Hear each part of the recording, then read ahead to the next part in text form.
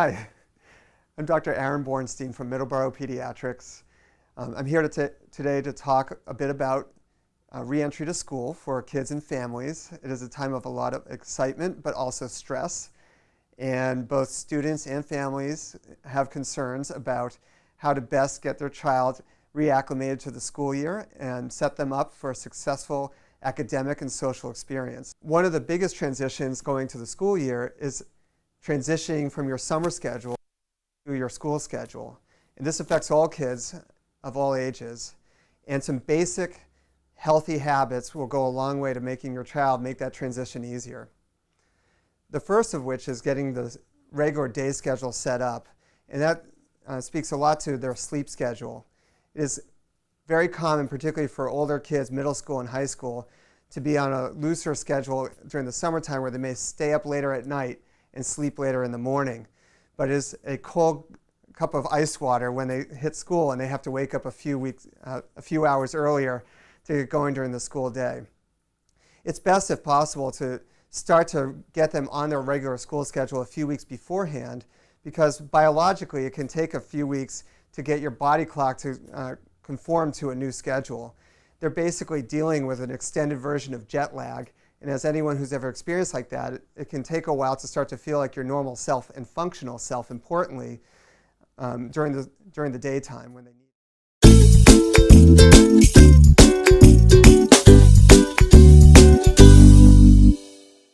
School's wonderful for helping to get people on a schedule. Parents have to get to work.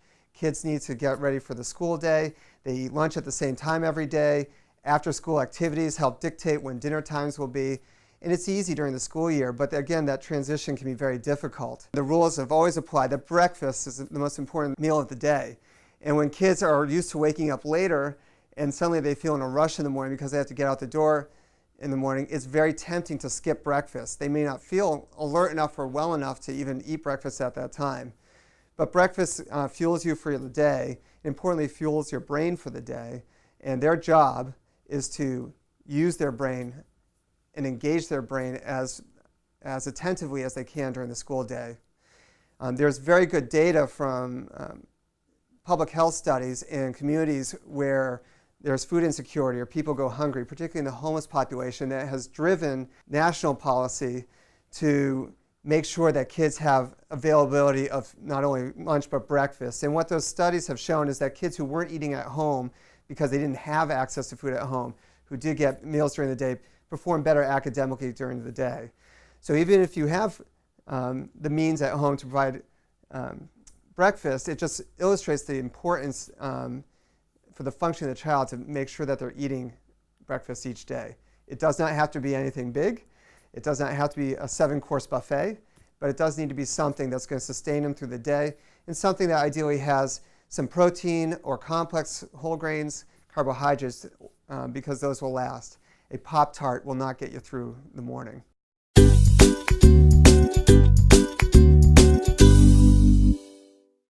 So the first school day becomes particularly of importance in a family as a milestone, particularly for children who are either going to preschool for the first time or kindergarten for the first time. There's a lot of expectation built around that and a lot of anxiety around that. It's the first time the child is going to be outside the purview of the parents. And there is nervousness about what that might mean for the child and whether they'll handle that independence well enough.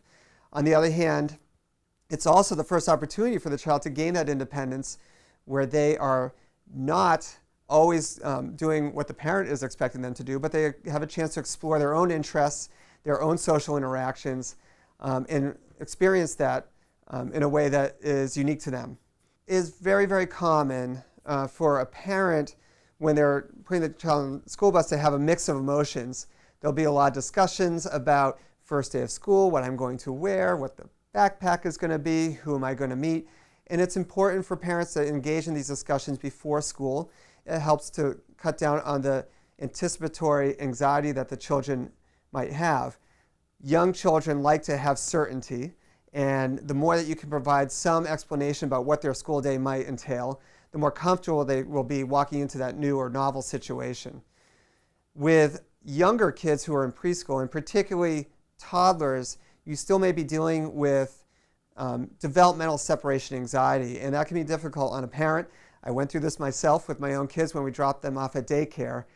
And for anyone who's gone through this, you experience the crying and the clinging and all the emotional drama that occurs when you're trying to drop off your child at daycare or preschool, and you, on the other hand, have commitments to try to get to work.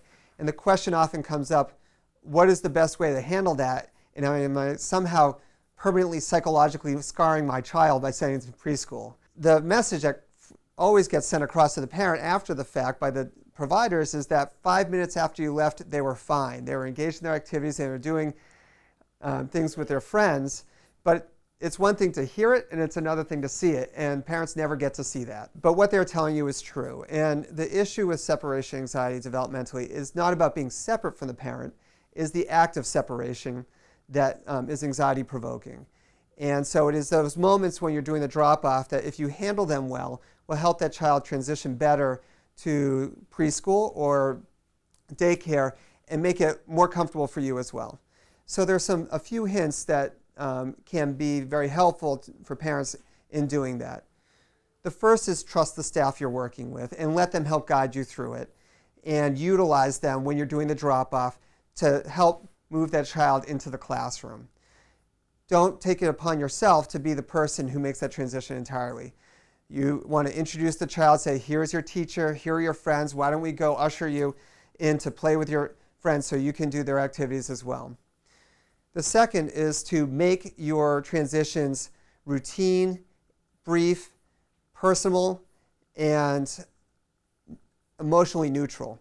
So, the habit would be to drop off when you're dropping off your child, to say, here's your lunch, here's your teacher, what are you going to do today? It looks like you're going to do this. That sounds great.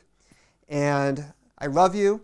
Have a great day, and I will see you at the end of the day. It's important to remind the children that you are going to see them at the end of the day. Sometimes they get scared that no one's going to be there to pick them up. It's obviously not a reality, but young children don't always separate fantasy from reality, and that can drive it. So a simple reassurance that you will be there at the end of the day to pick them up and hear how great their day was will go a long way. And then, whether they're crying or not crying, utilize your staff again to help transition you. A wave, eye contact, I will see you later, have a great day, and then leave. And make your leaving a definitive leave. If you keep coming back, or the more time that you spend hemming and hawing, the more anxious your child's going to get. So a clean break is a good break. You'll notice that I said you shouldn't just disappear unnoticed from your child. If they suddenly get engaged in a toy and then they turn around and you're not there, that can be distressing to the child. So it is important to make sure that you acknowledge that you're leaving and that they're going to have a good day.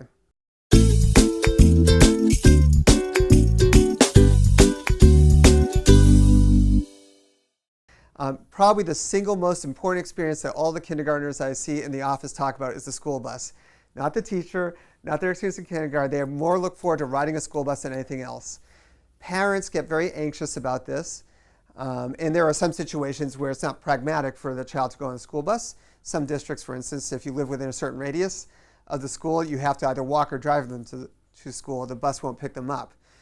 But I would encourage families to allow them the opportunity to go on the school bus. I do think it is an important experience for kids. They get to know other kids on the school bus. It's one of the few times during the day, especially in kindergarten, that they have free time to socialize with their peers or friends without the structure of the teachers telling them that there's the next thing that they need to do. And it makes them feel grown up. And part of the point of school is to help imbue your child with the skills to allow them to grow up and become independent. And stepping on a school bus is that first step towards independence that a child will feel. But for most kids, it's a very positive experience, and they look forward to it. And it's a chance that they get to enjoy with their friends and talk with their friends about issues outside of school. Going on the school bus, there are some safety things that, of course, need to be put into place. The districts usually are good about explaining this. The excitement of seeing the school bus will often have kids running towards the school bus before the school bus actually stops. It's really important that the adult is at a bus stop monitoring the child before they get on the bus. The school bus is run on a very strict schedule, and so it can make it difficult if you have a hard time getting your child up and going in the morning to get them to the bus on time. Yet, at the same time, it can be a blessing because it structures your morning.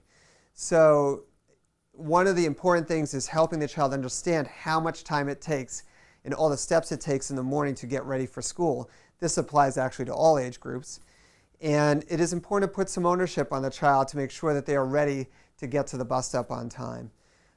Parents may have to do this to varying degrees, depending on the ability of the child to organize themselves.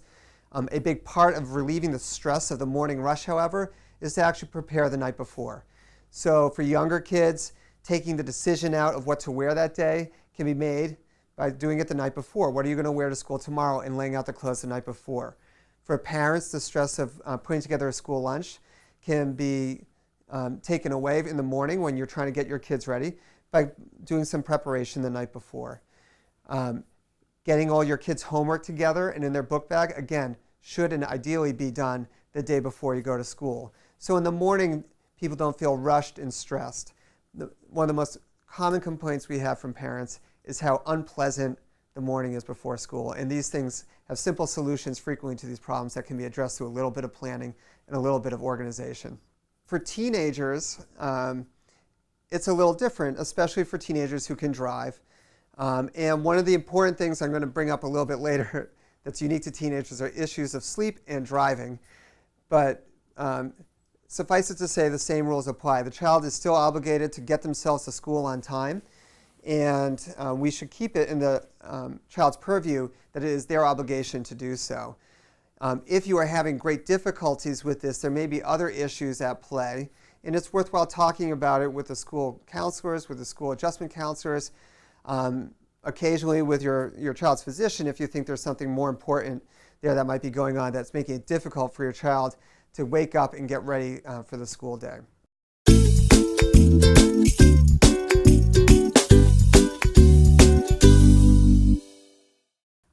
I do want to say one quick word about backpacks. This sometimes comes up in the news about these small children carrying huge amounts of books and heavy books on their back. There are some rough guidelines about backpack safety, although in truth, there's not a whole lot of scientific evidence behind a lot of this. First rule about backpacks is a child ideally should not be carrying more than 15% of their body weight in their backpack. So as an example, if your child weighs 100 pounds, they should not be carrying more than 15 pounds of books in their back. That could be 3 books or 3 large textbooks. So it's important to think about this and ways to help your child deal with this, particularly for the smaller child. The other issue is how the backpack should fit. A backpack should be worn with both straps over the shoulders to help distribute the weight evenly over the shoulders and help take some of the load off the muscles in the back. The top of the backpack should be about at least right around the lower level of the shoulder blades or just below that. And the weight of the bag should be right at the waist level or above that. If they're wearing it too low, it tends to rock the children back too far. That could put strain in their back in that direction. If they're weighing it on just one shoulder, which a lot of older kids will do, they'll tend to slouch to one side. And again, that can put some strain on their back that way.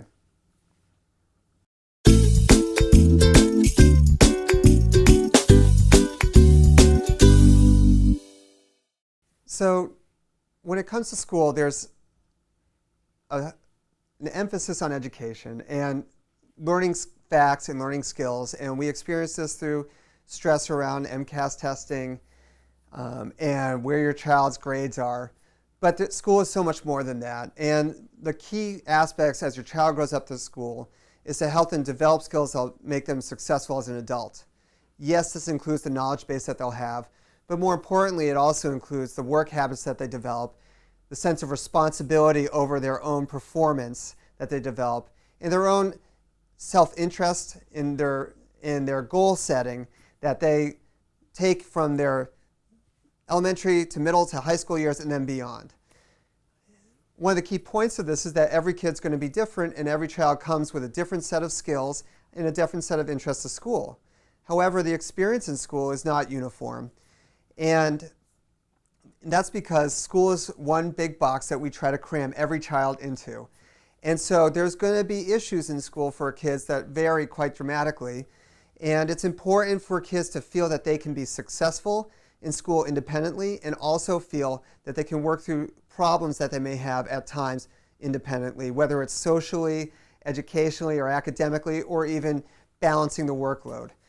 So the key points I want to make here is that it is the child's skill set that we're trying to develop here more so than getting a good grade on a test. And one of the most important things a parent can do in the very beginning of the school year is set some of the guidelines about how you're going to help coach your child through school, but not do school for them. So there are a few things that coaches do successfully. One is that they help to identify in their players, and in this case in your child, what their own interests are and what motivates them. And so doing some mutual goal setting at the beginning of the year goes a long way to help that child internally decide, how do I want to achieve? If your child comes up and says, I want to be a straight A student, the response should say, wonderful, what are the things that we can do to help make sure that you achieve that goal? If your child says, I want to become a very good musician and this year I want to learn cello, then you say, that's interesting, never knew that before. How do we go about getting you a cello?